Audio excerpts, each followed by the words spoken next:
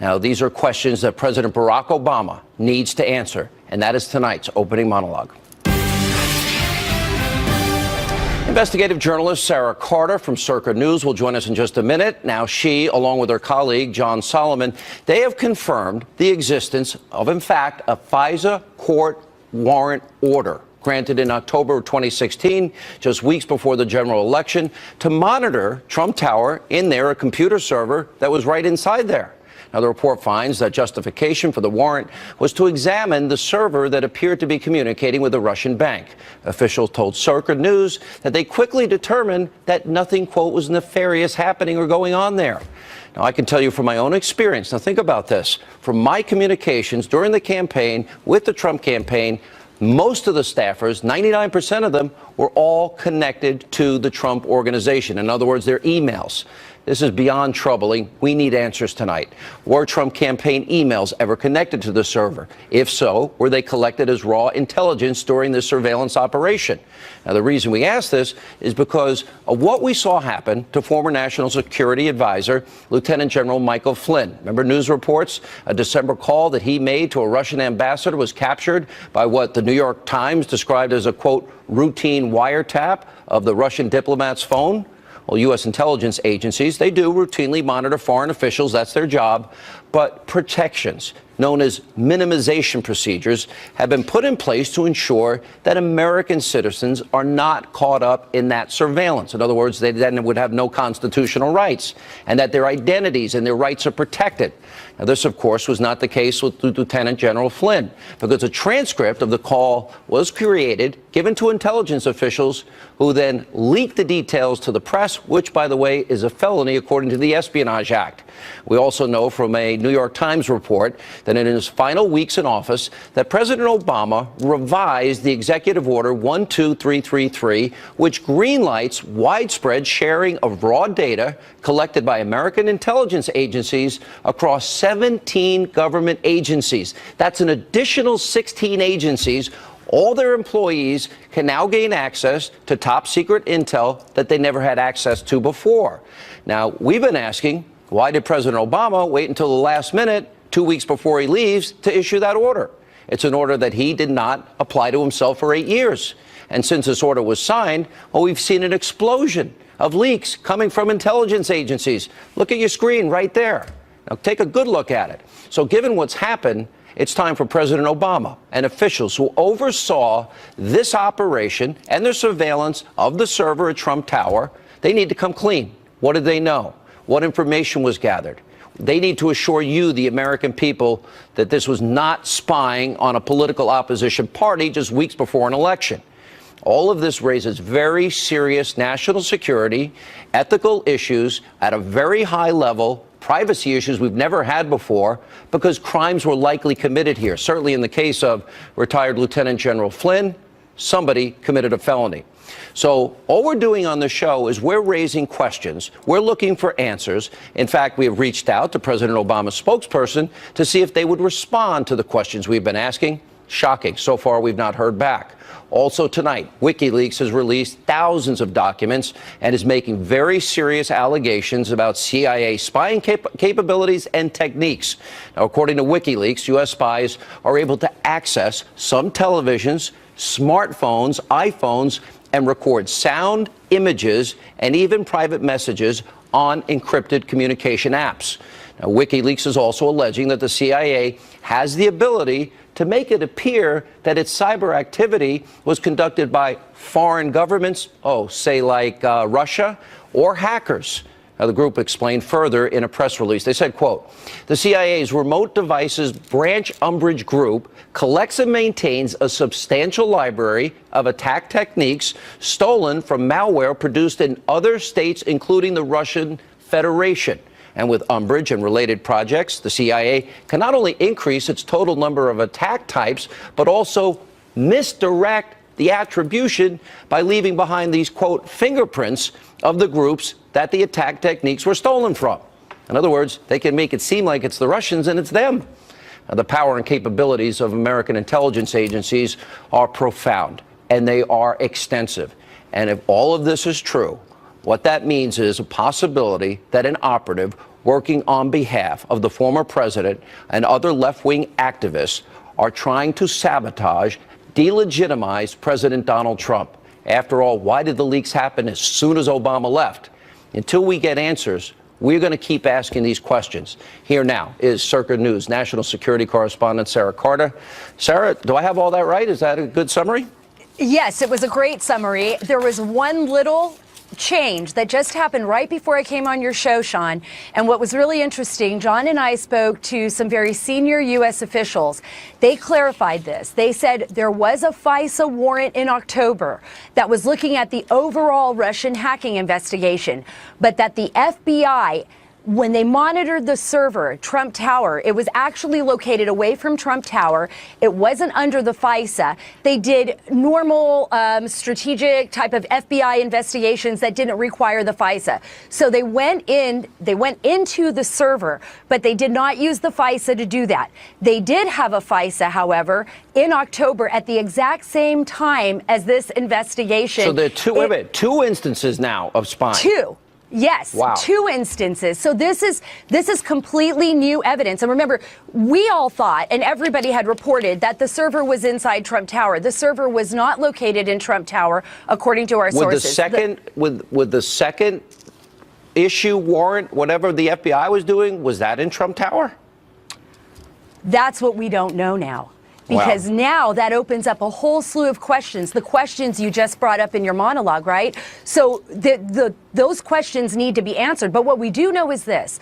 The people that were investigating Trump's server, they said that the FBI did not look into emails, they did not listen to his phone calls, and that they found no evidence at all of any type of crime associated with Trump business. This is important what you're saying. The news media in this country has repeated this narrative that the Trump campaign were colluding with the Russians to undermine the electoral process. You're saying that you're reporting and look, John Solomon's worked for AP for what? 20 years, and you both worked together at the Washington Times, credible news organizations. So what you're saying is they found no evidence at all whatsoever of any collusion between the campaign and the Russians. True? Absolutely true. They found no evidence of that. In fact, when we spoke to our sources who had direct access to this investigation, what was happening with the FBI, they didn't even find evidence of collusion with Lieutenant General Mike Flynn, which is interesting because even when those leaks came out and they were referring to the Logan Act and everybody saw this as part of a broad... Yeah, they thought this was part of the original investigation into Russian hacking and now President Trump. It wasn't. It was completely different. It was a completely separate incident, and the leak came out anyways. It was monitoring of Russian assets. And that would be a felony as defined by the Espionage Act, as I understand it? That is absolutely correct. And as you know, the Inspector General at the DOJ is now investigating both the FBI and the Department of Justice. Very important. I want to stay on this story because we only have limited time. There's too much information in your piece and your new discovery. So you have confirmed that the FBI found no evidence of any collusion whatsoever. Nothing. Number two, absolutely. You have confirmed that they did get a FISA warrant in October in the weeks leading up to the election. Correct? That is correct. And they also got somehow another warrant that allowed them to look into the Trump campaign. We don't know what the nature of that was. We think it had to do with the banks in Russia, that they were looking at connections between President Trump and the banks in Russia, both which are Alpha Bank and SVB Bank. But we're not 100% certain on that. What we don't know is who was connected to that FISA. What was that FISA looking at? And that is very highly classified. Nobody wants to talk about that particular FISA right now. They said it did have to do with the Russian hacking on a very broad level, but it didn't hone in directly on Trump, is what I was told. And the bottom line, too, is so far they found no collusion whatsoever, which I think is really important. And, you know, we don't know the degree to which, if they went to a server that might have been off-site, but it still took in the information from Trump Tower, then Donald Trump it's seemingly technically right. The New York Times used the term wiretapping. Now they're backtracking. But everybody in the media has called Donald Trump a liar when he sent out a tweet about President Obama being involved. Well, certainly it's his administration.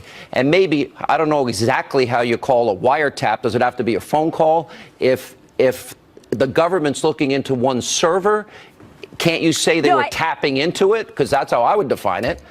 Yeah, exactly. I mean, these are semantics, right? This is how people are using words. There is a distinction between a FISA and then a wiretapping, but they did tap. I mean, they were looking. They were into investigating the president in the weeks leading up to the election, and you're saying there were 2 warrants, one FISA, one non-FISA. Correct. Okay, so now did they find anything at all? Anything at all? According to the sources that we spoke with, they did not find any evidence that would lead to any kind of criminal prosecution of anyone on the Trump team. And that is what we were told. So basically, you're told by people that he's totally exonerated. This whole Russian narrative the media's been running with has been a lie. It's been untrue. And that they've known it for some time and they never told us. Well, to some extent, yes. That's pretty scary. Now, one other thing, because I think this is very important.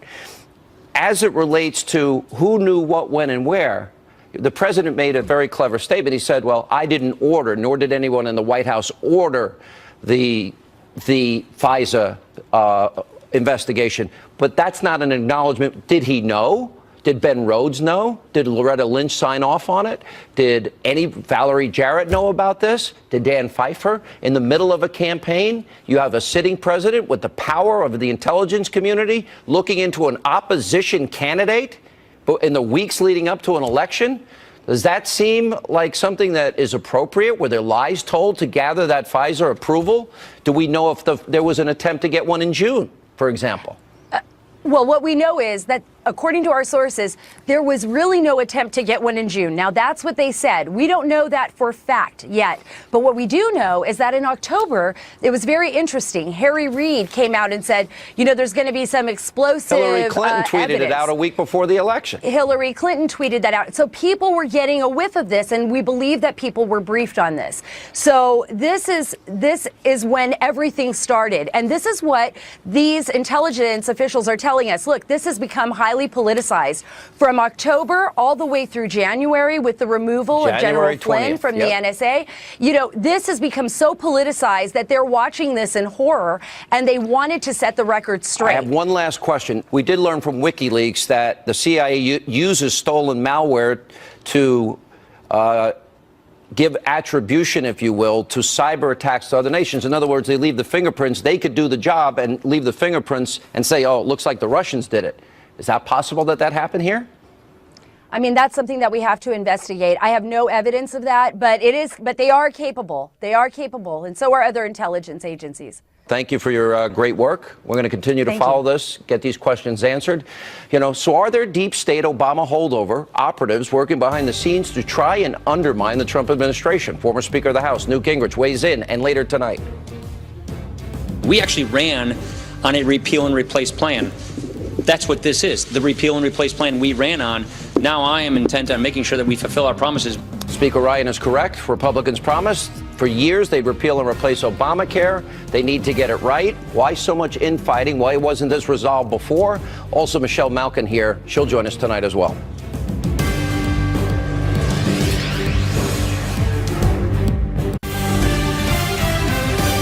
Welcome back to Hannity. Now, we've been questioning on this program if there are deep state Obama holdover operatives trying to delegitimize the commander-in-chief.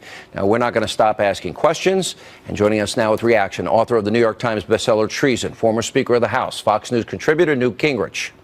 So, you know John Solomon. You've known him for years, AP, Washington Times, Sarah Carter. You know, a legitimate reporter. They're saying not only that was a FISA court warrant approved, now they think a second warrant was approved. In spite of the investigation, zero proof of any collusion between Trump and the Russians. This has been the media narrative now going on, what, 6, 7 months at this point? Sure. What is your response? Well, I think, first of all, it's very likely that the deep state, the professional bureaucrats, the people who run the government on a day-to-day basis, did do things that were very opposed to Donald Trump. And the fact is that he was overwhelmingly opposed by the civil service. I think it's also likely that there was a covering up, no, this is probably the wrong word, but that they were willing to be sloppy and to be more aggressive. I mean, the whole thing that was done to General Flynn was totally outrageous, violates every civil libertarian in the country, involved the leaking, which is a felony, the leaking of secret information, which was done in such a way as to hurt an American citizen, even though when you looked at it in detail, it had no meaning. It didn't matter. By the way, you'll notice that the Washington Post and the New York Times, in their continuing war on the Trump administration, went way out of their way to try to smear and destroy Attorney General Sessions. Very similar kind of pattern we're seeing, whether it's in leaking or it is in wiretapping or it is in a variety of other collusions between the deep state bureaucracy and the deep state media. They're reporting that not only was a FISA warrant issued, but another warrant was issued. And the FISA warrant was for servers for the Trump, I guess, monopoly. So this is in the weeks leading up to a campaign and a presidential election. You know, there's no telling what's on those servers. And I know that from my own interactions with people in the campaign, they were using Trump Organization email addresses. Well, look, I think it's very clear that the House and Senate Intelligence Committees have to get deeply involved in this, and it may well be that the House and Senate Judiciary Committees, on behalf of our civil liberties, also have to get involved. But there's no question that the Congress has to get to the bottom of this. And again, I want to emphasize, a number of people have been committing felonies.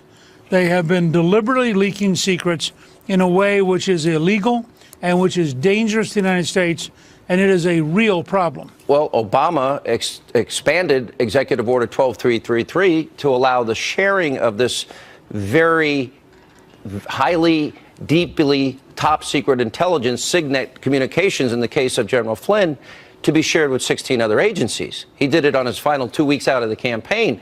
How important is Obama's role in this? He made the statement that we had no role in ordering this. But did he know about it? How important is that in question? How can he say he had no role in ordering it if it was in fact a presidential directive because it affects all 17 agencies? That part he did, but he had no role in seeking a FISA warrant. No, it wasn't ordered from the White House. And my question is... Well, but let's go back to what he does clearly have a role in. You know, if you read carefully what it says, they didn't just say you can share secrets. They said you can share information which you don't even believe is true. The dossier. So you have all these rumors, all this gossip, which goes from NSA to 16 other agencies, one of whom leaks it to the New York Times, the Washington Post. Then it becomes a story. Now, it's a total lie at this point. Then it becomes a story. Then other TV channels pick it up and run with it for 3 straight days. Do you remember the day that story about the dossier broke, BuzzFeed and CNN's hysterical, breathless coverage of this, as though this was the smoking gun? Well, they also say, Sarah Carter and John Solomon, they also say that they found no evidence even though they had the 2 warrants. None whatsoever. No. Not one smidgen of evidence that backs up the claims by the media that they've been saying. And you know, the former director of national intelligence, General Clapper, has said publicly, unequivocally, that in all the things he looked at, in all the reports he saw, there is zero evidence of collusion between the Trump campaign and the Russians, which would make you wonder, why is this still an issue? Except, of course, that the Democrats and the New York Times and Washington Post are desperate to do anything to slow down Donald Trump. We got to take a break. More with Newt Gingrich right after this. We're going to talk about health care and much more. And this. We actually ran on a repeal and replace plan. That's what this is. The repeal and replace plan we ran on. Now I am intent on making sure that we fulfill our promises. Intramural squabbles existing in Republican ranks, a potential civil war on our hands. We'll ask the former speaker about that. And also, Michelle Malcolm will join us tonight as we continue on this very, very busy news night and the latest on the explosive WikiLeaks revelation. Straight ahead. I'm prepared to lead our conference to doing what we said we would do in the election. We actually ran on a repeal and replace plan. That's what this is. The repeal and replace plan we ran on. Now I am intent on making sure that we fulfill our promises. What I want to tell my fellow citizens is that the nightmare of Obamacare is about to end. That we are doing what we said we would do in this campaign, which is repeal and replace this awful law that is crashing. All right, Speaker of the House Paul Ryan vowing to fulfill the GOP's promise to repeal and replace Obamacare. President Trump met earlier this evening with members of the Freedom Caucus to discuss the new health care bill. As I said last night, they need to hammer out their differences because we cannot have a GOP civil war breaking out in the media. It's only going to hurt their ability to get things done, and that means hurt you, the American people. We continue now more with Newt Gingrich. The Club for Growth, Heritage Action, Americans for Prosperity, Freedom Works, the Freedom Caucus, some members of the study committee, Rand Paul, Mike Lee, Ted Cruz, Marco Rubio are against this bill. Here's my question. This has been discussed as their primary agenda item, Mr. Speaker, for 8 years. They released a bill, they roll out a bill yesterday, and there's not consensus.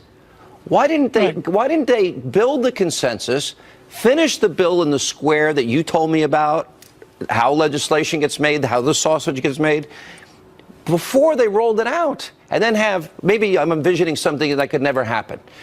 A president with every Republican House member, every Republican senator behind him, this is our answer to Obamacare, and we're all in agreement, we're going to pass it today. Am I naive to think that something like that could have happened rather than the squabbling that's going on TV the last 24 hours? Well, I think it might have been done, but it'd be very, very hard. I think there are two key things to remember about where we are. The first is this bill is the beginning of a 3 or 4 or 5 step process. This is not the only bill that's going to come down the road on health care. But they knew what the criticisms were before within their own ranks. And you can divide the criticisms in a couple ways. One is, if you want to pass something very early, you're going to have to pass it under Senate reconciliation rules. Okay. That's just a fact. Right. Now, if that's what you're going to do, those rules define narrowly what can be in the bill. Understood. So at least half the complaints are about a reality that Paul Ryan and Mitch McConnell are working with. Second. And that's legitimate, by the way. That's all true. Yeah, that's 100%. Right. Second, in the Senate, the margin is closer than it looks because it takes 50 votes plus Vice President Pence. That means you could lose 2. Now, you could lose 2 on the right. You can lose 2 on the left. You can lose 2 in the middle over things like for example, whether or not they're going to have opioid treatments or they're going to drop them, which for somebody like Senator Portman, who's made an enormous number of speeches on the opioid epidemic, really is central to him. It's not a right or left issue. It's a practical issue. So you have all this stuff going on at once. I think I probably would frankly have been pretty close to what Paul Ryan did. Bring a bill out, go to markups, allow amendments, then they go from Energy and Commerce and Ways and Means to a markup in the Budget Committee of the combined bill. Then you go to the Rules Committee, and remember, look, the Freedom Caucus can walk in and say, we want to put these amendments in order. And they can say, we're not going to vote for the rule unless we get some amendments. This is the legislative process. My only point would be, and I think it's fair from Paul Ryan's standpoint, to be slightly perplexed. I mean, this is not a perfect bill. I want to emphasize, this is the first of 5 or 6 reform efforts that are going to come out during the course of the year. Well, Tom Price last night said that this is going to be rolled out 3 different ways. So right. Well, that actually made me feel a little better, but I wish they would have explained it better. Yeah, I think had they started originally, and I agree with this, and I think it's the one criticism that they and the president should take to heart. If they had started by saying, let us give you a context. You're going to get a first bill designed to get through the Senate, not designed to be perfect, designed to get through the Senate so the president can sign it as rapidly as possible. Big step towards repeal, and guess what? You're not going to get any Democrats. No Democrat's going to vote to repeal this. Right. Never. So that means you got to carry a narrow burden. Maybe I would have liked to have seen maybe a lot of these things resolved behind the scenes first. Maybe I'm naive. Well, no, I just think there's sometimes and I do think if you look, for example, at the Medicaid reform, it may be the biggest conservative reform since the welfare reform bill of '96. Look, I mean, these are not small things. But they've got to remember, they're going to now own this. They better get it right. Because Well, and they better plan on a second bill, and they better plan on Tom Price doing Yeah. a series of regulatory changes. This dance will go on all year. But I want to say one other thing that's really important. The Republicans cannot allow the Trump administration to fail on this first big effort. When you get done fighting, you get done complaining, you get done amending, virtually every Republican ought to vote yes. We'll have another fight in 6 weeks or 2 months, but it's very important I agree. that President Trump have a win Big on this time. bill. Big time. I totally agree with that. Mr. Speaker, always good to see you. Thank you. Great. Thanks. All right, we have more reaction to the explosive WikiLeaks allegations. Bill Binney, retired Lieutenant Colonel Tony Shaffer, and then later, a new report says President Obama is furious with President Trump. Well, all we've learned in recent weeks with all that, shouldn't it be the other way around? Michelle Malcolm will weigh in on that on this busy, super busy news night.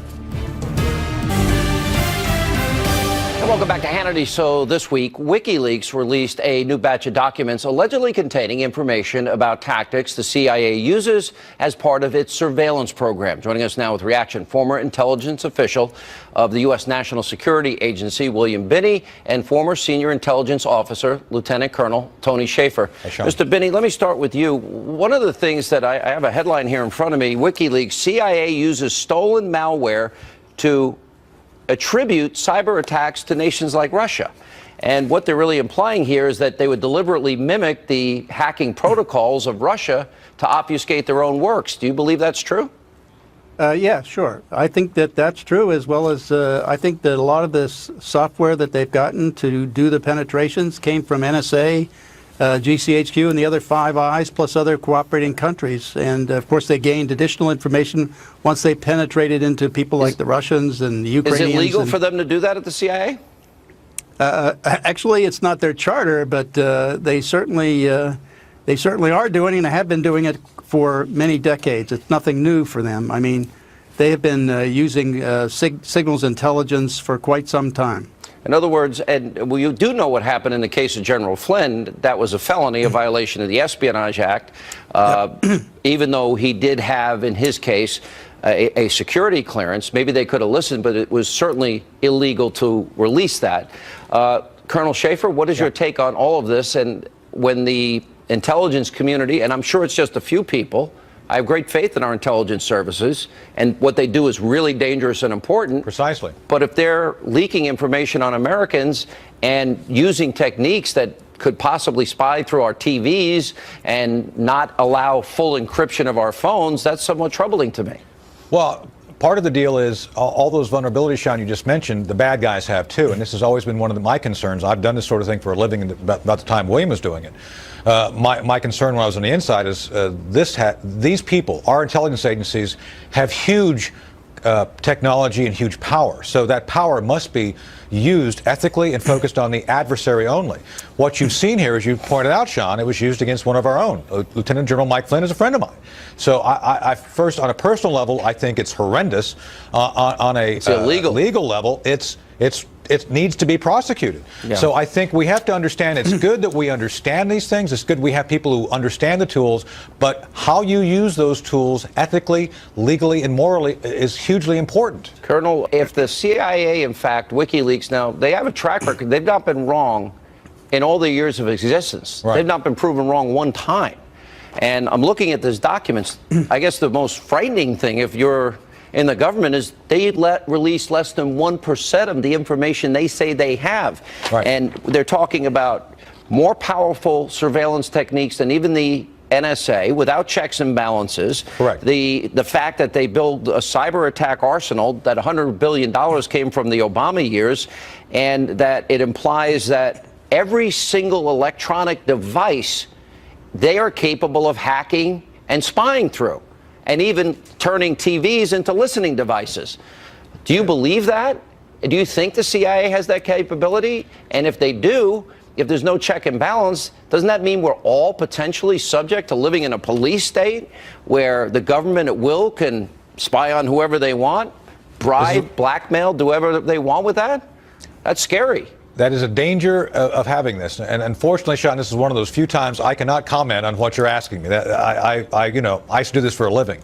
I will say this. I think some of those things are even more powerful than you listed. And that's why ethically, legally, and as William said, you have to be very specific about how you use Title 18 as law enforcement, Title 10 as military, EO 12333, Title 50 is intelligence, which has U.S. person restrictions.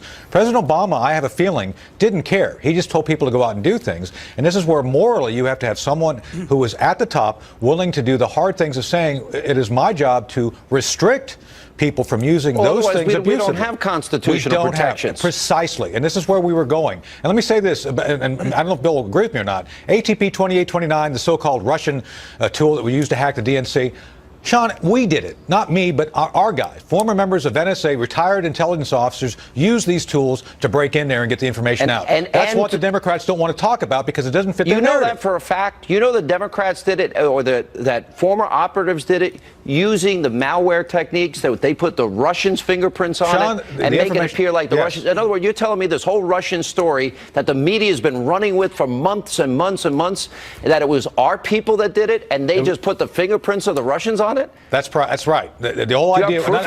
I don't have proof of it, but I'm telling you this is what I've heard. And what I'm trying to tell you is that if you go back and actually talk to people inside, the evidence is not that the Russians did it. The evidence is a Russian tool was used. What I'm saying is concerned Americans who are fed up with the Clintons doing things, I think we're the ones who actually got in there and broke the information out and gave it to WikiLeaks. I've mentioned this to other reporters, by the way. They don't seem to be interested in going and checking this out because it doesn't Talk to John Solomon and Sarah Carter. They want to hear this. Last question, Mr. Binney. Yes. You had told me that you say that every phone call, every text, every email of every American is gathered into metadata right now by our government. Every single call, text, email. Is that true? You know that? Well, it's not just the metadata, it's the content also. Yeah. And our government is storing every conversation. And that's why I wrote that up in a sworn affidavit in support of Jewell versus NSA, challenging the constitutionality of NSA and you say collecting Executive all this Order data. 12333 allows that. Yeah, Section 23C. And that is the same one that Obama altered so 16 other agencies could now share in that information of SIGNET. That is, wow. If I could point out a greater danger here, Sean, the point is they know about all these weaknesses in firewalls, operating systems, switches, servers, and so on, and how to break into them, and they aren't fixing them. That means that everybody in the world, including all of us here in the U.S., are still sitting there all vulnerable to attacks. Right. And they're doing it as you're saying they're doing it as a matter of course, and that's why you left after 32 years at the NSA.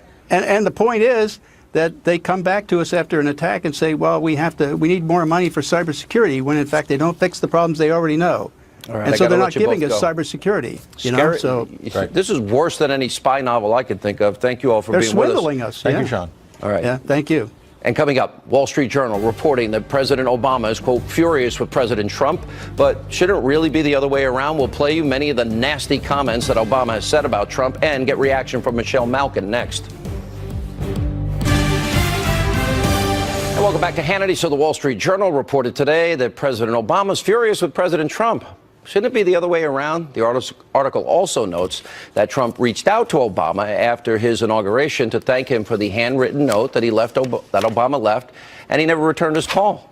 Now, the unreturned gesture is hardly surprising, given the downright nasty things Obama said about Trump during the campaign season. Take a look. He's insecure enough that he pumps himself up by putting other people down. He doesn't care much about the basic values that we try to impart to our kids. If your closest advisors don't trust you to tweet, how can you trust them with the nuclear codes? You can't do it. If you accept the support of Klan sympathizers before you are president, you will accept their support after you're president. Joining us now with reaction, the host of Michelle Malkin Investigates on CRTV.com, Michelle Malkin. And starting today, by the way, new episodes of her program are available. So he supports the protesters, those snowflakes out there protesting. He said horrible things about him on the campaign, doesn't return a phone call. If I'm Trump, I'm like, who cares what he thinks at this point? That's how President Trump should feel about this nasty man who will not leave the Beltway.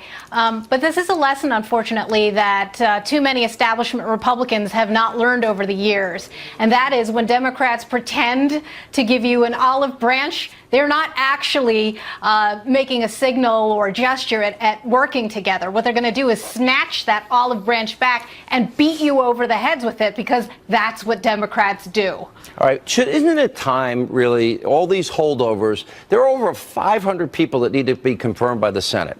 And we only got Ben Carson and Rick Perry last week. Isn't it time every Obama holdover needs to be shown the door? Because some of them in there, I believe,